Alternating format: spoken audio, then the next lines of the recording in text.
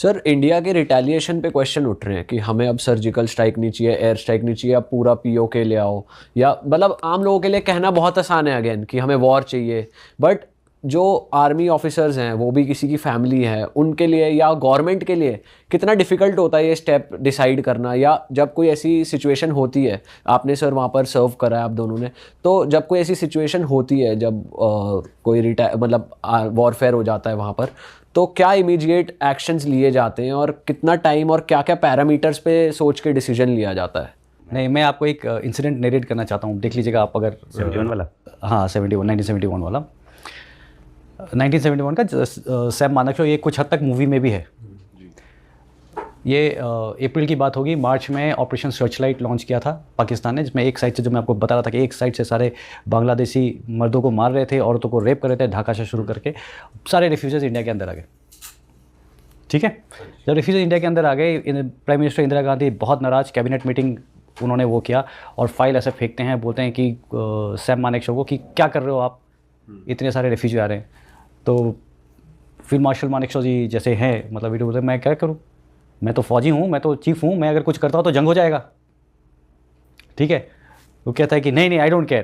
बोला कि I don't care मतलब लेट देयर बी वॉर। कहता है जैसे कि बाइबल में लिखा है, गॉड कहते हैं लेट देयर बी लाइट, और लाइट हो जाता है, वैसे अगर प्राइम मिनिस्टर कहती हैं कि लेट देयर बी वॉर, तो वॉर एक्चुअली हो जाएगा। But are we prepared for a war?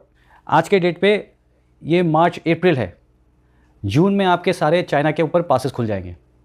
अगर चाइना के पासेस खुल जाते हैं, चाइना वहाँ से मोबिलाइज करता है, आपका पाकिस्तान में एक साइड से आप लड़ाई कर रहे हो, एक साइड से आप बांग्लादेश में लड़ाई कर रहे हो, और एक साइड से आपके चाइना मोबिलाइज करते हैं, तीनों फ्रंट में आप लड़ रहे होंगे।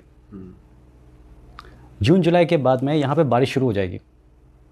बांग्लादेश, जिसने भी अगर विजिट किया है, जिसको पता है बांग्लादेश के बारे में, Bangladesh becomes like one big ocean. हर जगह पानी होता है। हमारी फोर्सेस जा करके कुछ जो छोटे छोटे पॉकेट्स हैं वहाँ पे रिस्ट्रिक्ट हो जाएंगे, और पूरा the Pakistani air force going to have a field day. वो आकर के आपको ऐसे ही पूरा वो कर देगा, आपके लॉजिस्टिक्स से काम नहीं करेंगे। अभी आपका फसल तैयार है, फील्ड में कटा हुआ रखा है। अगर यही अगर हम मोबिलाइज करते हैं, मेरे को फोर्सेस तो ले जाने पड़ेंगे ना, वो तो अभी पीस स्टेशन में है। अगर मैं इनको मोबिलाइज करूं तो सारे के सारे देश की ट्रक्स जो हैं आज के डेट पे स्टॉप करके रिक्वेशन किया जाएगा, और फौज उसको इस्तेमाल करेगी। आपका जो फसल है खेतों में पड़े पड़े सड़ जाएगा, खाने के लिए नहीं होगा। Is it acceptable for you? आप समझ पा रहे हैं मैं क्या कहने की कोशिश कर रहा हूँ? इसके अलावा वो कुछ टैंक्स वाला एग्जाम्पल देते हैं कि मेरे पास एक डिवीजन में सिर्फ 45 टैंक्स होने चाहिए थे, सिर्फ 8 टैंक्स हैं। तो बाकी मैं कहानी आपको छोटा कर देता हूँ। समझाने की बात है कि वॉर इतना आसान नहीं है। एक साइड से आप बस बोलो कि यार नहीं हम इस बार जंग कर देंगे, तो गवर्नमेंट के ऊपर भरोसा रखिए, मुझे यकीन है, फोर्स के ऊपर यकीन है, बट सिस्टम को अपना टाइम दीजिए। हमारे मीडिया में आकर के बोलने से नए नए नए घुसो घुसो, अभी तक घुसे क्यों नहीं, ऑलरेडी टाइम निकल गया है, घुसो घुसो, मुहूर्त का समय निकला जा रहा है। अरे ऐसा थोड़ी होता है जंग भाई, सोचना होता है। अपने सारे ऑप्शन, बहुत सारे ऑप्शन हैं। डायरेक्टली एक न्यूक्लियर कंट्री है, मैं डरता नहीं हूँ। न्यूक्लियर कंट्री है, मैं बिल्कुल नहीं डरता हूँ कि न्यूक्लियर, अरे यार तुम होगा तुम्हारे पास, हमारे पास भी है, ट्राई तो करो, समझ रहे। बट इसके बावजूद आज के डेट में जो चिल्ला चिल्ला करके कह रहा है कि वॉर वॉर वॉर, जिसका कोई एक्सपीरियंस नहीं है, आपको समझ करके समझदारी से करना है। आपको कौन से टारगेट आप पहले लेते हैं, कौन से टारगेट आप बाद में लेते हैं, आपको प्रायोरिटाइज करना है। समझ रहे हैं? ऐसा ही नहीं है मतलब आप सीधा चले जाओ, अरे बाद में जाके देखेंगे, ऐसा नहीं होता।